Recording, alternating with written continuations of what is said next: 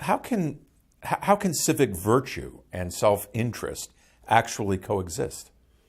Well, are you fulfilled as a person through your community? And if so, you can have both civic virtue and individual interest. A person can think about this in very simple terms.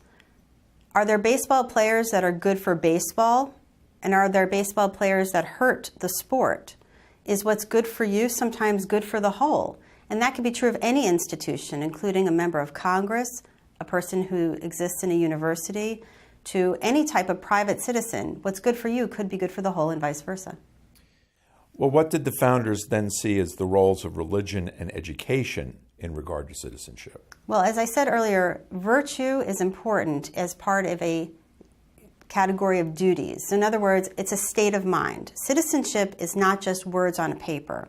It's what you bring to the community. And Benjamin Franklin said, a Bible and a newspaper are an essential part of everyday life. So the framers and the founding generation believed in religion. They believed in education as types of common good that individuals would bring to their community. So let me ask you a question about Alexis de Tocqueville. How did he connect good citizenship with self-interest in the United States? When Alexis de Tocqueville visited the United States, he saw thriving small towns and communities where individuals volunteered their efforts toward the community. He saw people who were not only participating in politics if they were eligible to vote, but also very civic-minded through voluntary organizations.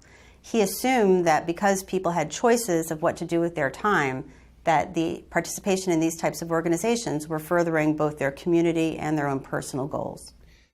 I remember de Tocqueville claimed that Americans had found a way to bridge the gap between classical Republican virtue and natural self-rights, self-interest.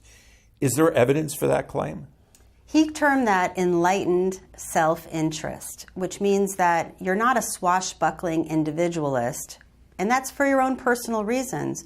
You will get farther by bringing other people with you, and you'll get farther by developing connections between individuals and communities.